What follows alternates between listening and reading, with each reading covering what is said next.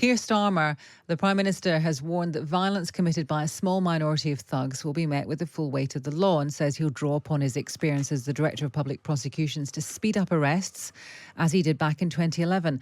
Now, the parallels and differences between rioting in 2011 and now have been examined by John Drury, Professor of Social Psychology at the University of Sussex, who specialises in collective behaviour. We can speak to him now. Good morning to you. Hi, yeah, thanks for having me on the programme to talk about this. You're very welcome. Many people keep talking about. Obviously, there were riots, disturbances in 2020 as well, but most people seem to be drawing some parallels between what's happening now and what happened in 2011. They were different, but in terms, I suppose, of destruction of property and looting and stuff like that, there were similarity. So, how do you compare and contrast? Yeah, they were similar in that there was a spread of riot events. Mm. They were very different in terms of the reasons and the identities.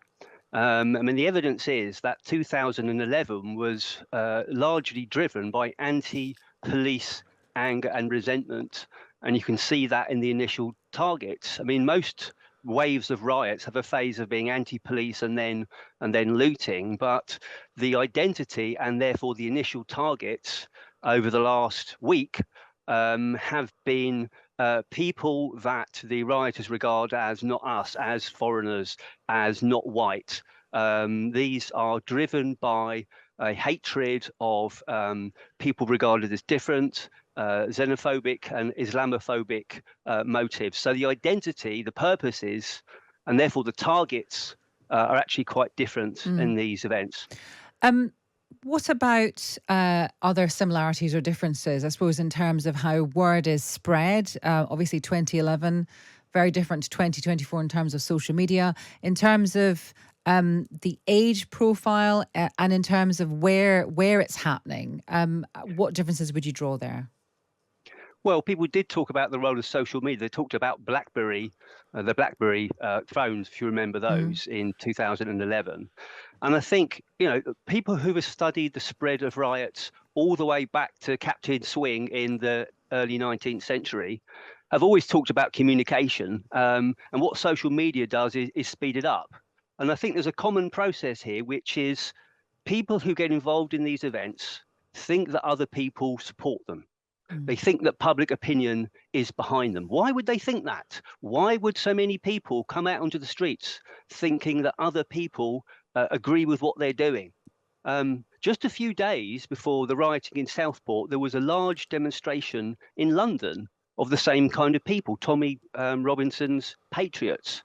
Now, what a large demonstration does, it makes you feel you're not alone, that lots of people feel the same way as you.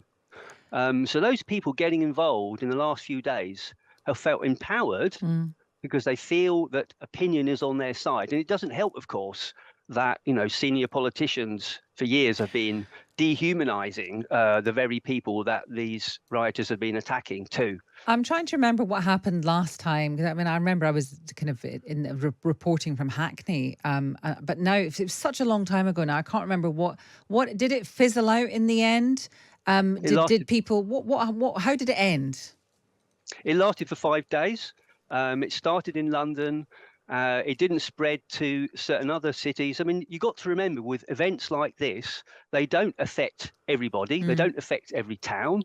The main towns that were affected in 2011 are quite different than Yeah. the towns affected this time round. And that relates to your point about, who are the people involved, what are their identities.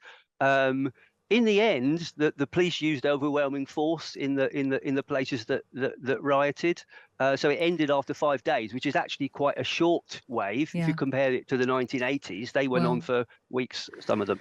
Yeah, well, let's hope it's a similar short period of time this time around. John, thank you very much. It's John Drury, Professor of Social Psychology at the University of Sussex, who specialises in collective behaviour. Some of the rioting's happened outside mosques, you'll know, and a seam of Islamophobia is ever present, really, in the bigotry spouted by these lawless groups. Mikdad Versi is from the Muslim Council of Britain. You're very welcome on the programme this evening. How safe do you think Muslims feel in the UK tonight? I think many Muslims across the country are really worried. I can't emphasize enough how many messages I've had. At the Muslim Council of Britain level, there's worry about going to mosques, going to local communities. How in certain areas they just don't want to be able to continue participating in their daily life if they're wearing a headscarf. It's abhorrent what's happening for many communities up and down the country, and I think it's not a great situation to be in. What do you think about the response of the police? I mean, we've seen the lines in police in riot gear, the mounted officers as well. Do you think the police are doing enough to make sure that Muslims feel safe?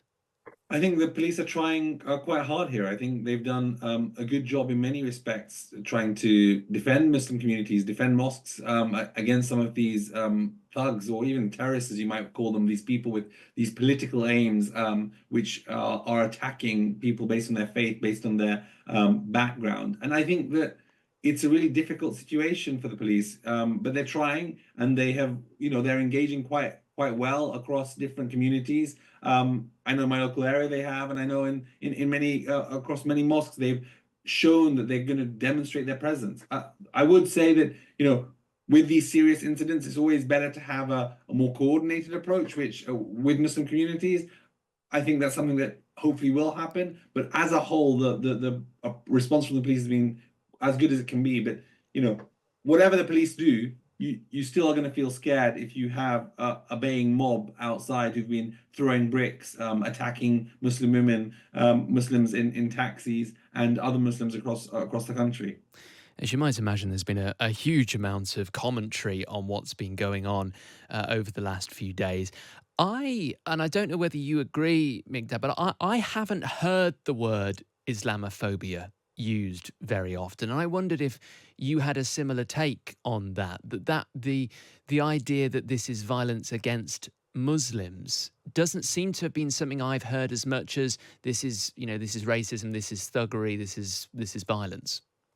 I think that's a very fair point, and it's one that we really would appreciate more of. I think that when you have people attacking mosques, it would be far more effective to call out something for what it is, so that people understand what the drivers are here. And it's quite clear that the anti-Muslim perspective from some of these terrorists, these thugs, these racist far-right bigots, clearly has an Islamophobic link to them, and it's driving a lot of their action. And unfortunately, it does seem that some people feel worried about using such terminology for a range of reasons.